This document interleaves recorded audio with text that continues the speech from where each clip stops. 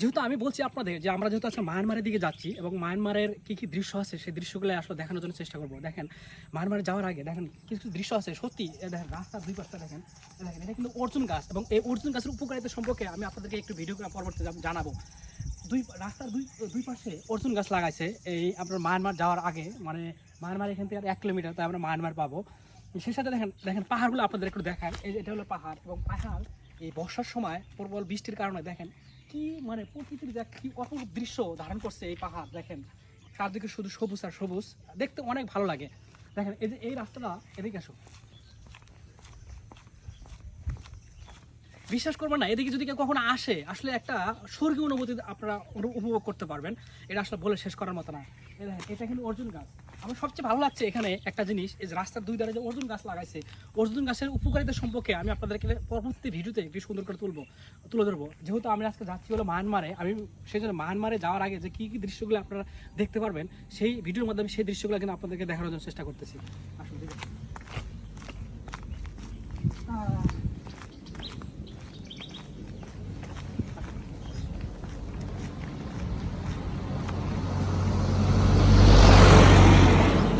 Myanmar, আপনার কিন্তু ওটা মায়ানমার এখান থেকে খুবই কাছে। যেহেতু আমরা মানে যাচ্ছি আজকে এই মোটরসাইকেল দিয়ে, এদিকে যেহেতু হাঁটিয়ে যাওয়া যাবে না, সেই কারণে আমাদের কিন্তু এখানে একটু ঘুরে যেতে হবে আমরা মায়ানমারে যাওয়ার জন্যে।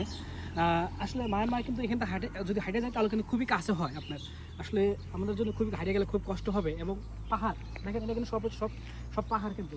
এবং সত্যি কিছু কিছু দৃশ্য আমি বারবার বলতেছি যে আপনারা যদি কখনো আসেন, যদি কখনো আপনাদের ডিপ্রেশন মানে অনুভব করেন, তাহলে এই পাহাড়ে আসবেন, দেখবেন যে আপনাদের ভালো লাগবে এবং আপনারা অন্যরকম এক অনুভূতি উপভোগ করতে পারবেন, এক স্বর্গীয় অনুভূতি।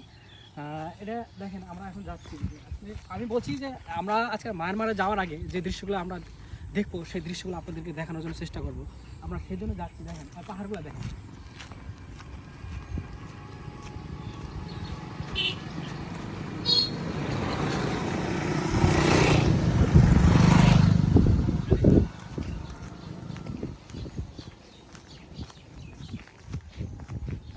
এই সমস্ত এলাকায় মানুষের দেখবেন যে যাওয়া আসা খুবই কম। যেহেতু এখানে সামনে বর্ডার গার্ড আছে, এই পাশে বর্ডার গার্ড আছে, মানে বিজিবির চেকপোস্ট আছে। আপনাদের আসার আগে অবশ্যই এই অনেক সময় দেখা যায় বিজিবি চেক করতে পারে, যেহেতু একটা খুব দুর্গম পাহাড় এলাকা, যেহেতু মায়ানমার বর্ডারের খুব কাছে। সেই কারণে আপনারা হয়তো বা আসার আগে অবশ্যই খোঁজখবর নিবে আসবেন যে কী অবস্থা। দেখেন এদিকে পাহাড়ের দৃশ্যগুলো দেখেন, পাহাড়ের আমি বারবার বলতেছি যে আপনারা যদি কখনো আসেন এই পাহাড়ের প্রেমে পড়বেন, পাহাড় দেখে আপনারা মুগ্ধ হবেন, পাহাড় আপনাদেরকে আকৃষ্ট করবে। পাহাড়ে সত্যি এই দৃশ্যগুলো দেখেন, আসলে দেখার মতো কিছু দৃশ্য আছে। আপনারা আমি বলতেছি যে যদি ডিপ্রেশনে থাকেন তাহলে এখানে আসবেন, দেখবেন, ভালো লাগবে। দেখেন দৃশ্যগুলো আসলে আপনি যতই যাইতেছি ভিতরের দিকে ততই মানে ভালো লাগতেছে আমাদের। ধন্যবাদ সবাইকে।